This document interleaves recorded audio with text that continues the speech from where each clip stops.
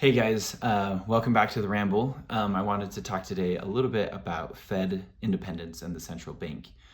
Obviously, this has been in the news quite a lot over the last week or so, and I thought it might be helpful for me to give my take because it's a topic that can be a little bit confusing, I think, sometimes. I actually said to a friend of mine back in October that I'm not a single issue voter, but Fed independence comes close to that for me. It's that important, I think, for the president and the executive branch and the legislative branch not to exert any influence or control on the Federal Reserve so that they can do their jobs. And I just want to explain why I feel so strongly about that and why I think Trump suggesting he wants to fire Jerome Powell, the current Fed chair, or have a seat on the board of the Fed is a terrible idea and should not be tolerated.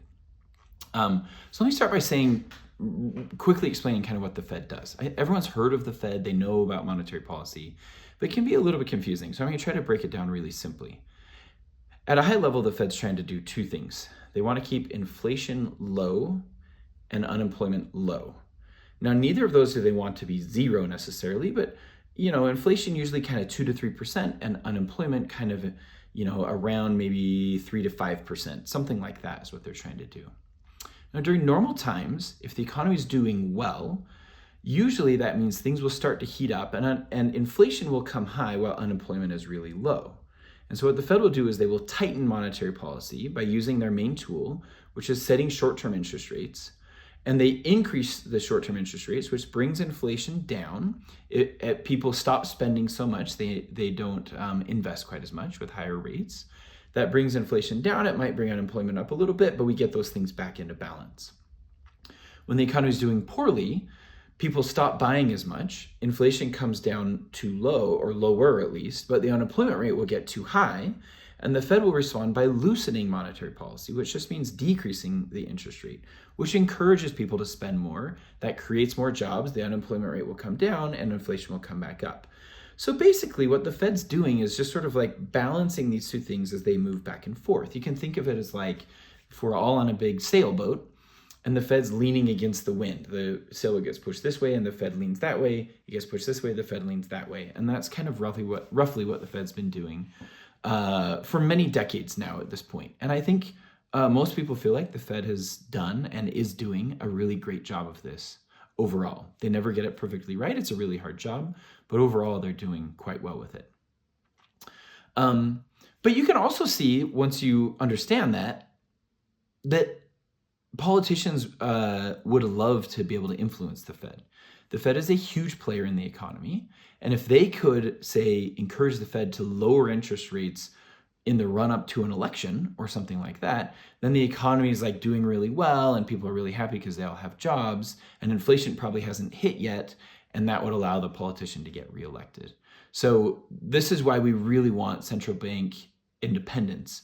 We don't want them to be influenced by whatever political whims are happening at the time. They need to have their eye on the long-term goals of the economy, not anything about current politics at all. And this is why, Trump has been trying to put pressure on the Fed.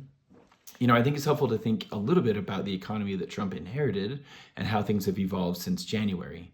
So yes, we had relatively high inflation in 2022 and 2023.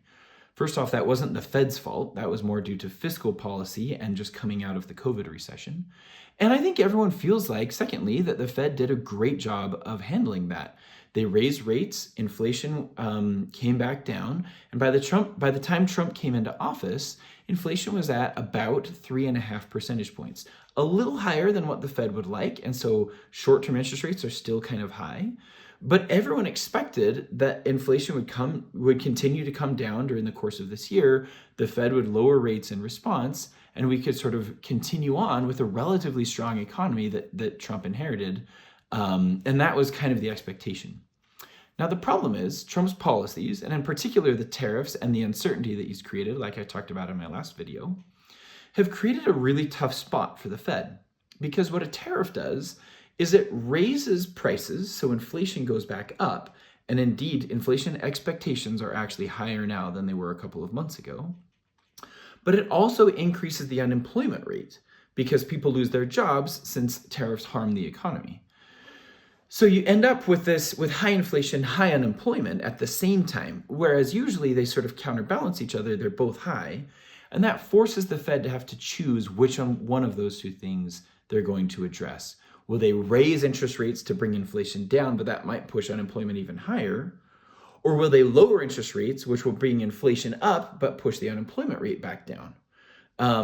That's kind of a tough spot. And we actually had one other time in the United States where this happened. This is called stagflation. All that means it's a stagnant economy with high inflation.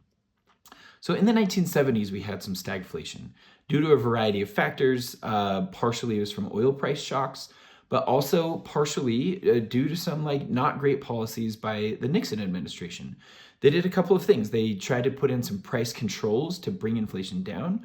Those don't actually work that well. They'll temporarily bring it down and then it shoots back up again and creates more uncertainty. Nixon actually also kind of pressured the Fed chair at that time, his name was Arthur Burns, to lower interest rates in the run-up to the 1972 election. Now, I don't know if Arthur Burns was responding to Nixon's pressure or not, but he did keep interest rates low too long, I think, in the opinion of most economists. And that led to even higher inflation later on in the 1970s, without really stimulating the economy enough so that we ended up with this stagflation time period. Paul Volcker came in as the Fed chair in 1979. He was appointed by Jimmy Carter, and he came in and said, I will do whatever it takes to bring inflation down. He said, I'm picking this goal, the inflation goal. And he cranked up short-term interest rates really, really high. He had to do that because inflation was at 12.5% or something like that. So he brought short-term interest rates up almost to 20%. And that brought inflation down really quickly. Now, it caused a pretty severe recession in the early 1980s. And that was pretty painful. But I think most economists would look back and say, Volcker made the right call, and Arthur Burns, the Fed chair before him, made the wrong call. And we feel that way because we ended up with a period of over 30 years of relatively low inflation and a stable environment for the economy to continue to grow after that time. And so, and the reason why we could have that is because Volcker restored the Fed's credibility. Everyone from Volcker onwards said, we believe that the Fed will do whatever it takes to bring inflation down. And therefore, we expect inflation to be low. And that creates this self-fulfilling prophecy where if everyone expects inflation to be low, the Fed actually doesn't have to do nearly as much to keep it low. Everyone already expects that to be the case. And so it doesn't require the Fed to take as many actions. If we start to undermine that, we could very easily get back in the same situation we were in the late 1970s, where you get high inflation and high unemployment because because people don't actually trust the Fed. And then, at some point, someone will have to come in and restore the Fed's credibility again by cranking interest rates up and causing a whole bunch of pain. There's no reason for us to pay that price again. We already did it once. The Fed has great credibility. And the irony in all of this is Jerome Powell, the current Fed chair, was appointed by Trump in 2017, and he's a Republican. So it's crazy to me that Trump basically turned on him within 2 years. He called him an enemy in a tweet in 2019, and he's been complaining about Jerome Powell ever since, when nearly every economist thinks that Jerome Powell is actually doing a really good job. And he's a pretty conservative guy in general. I think he did a fantastic job of managing the high inflation in 22 and 23 by bringing it down slowly without causing a recession. And I think really what Trump's trying to do is set him up as a scapegoat now and try to put pressure on him, which is just a terrible idea because the Fed is such a big player in the economy. And the Fed plays a huge role in keeping things stable so the economy can grow and people can have a lot of faith in what the economy is going to look like going forward. So hopefully that's helped. Thanks so much for hopefully that's helpful. Thanks so much for watching. Feel free to share this around if you find it useful. Thanks.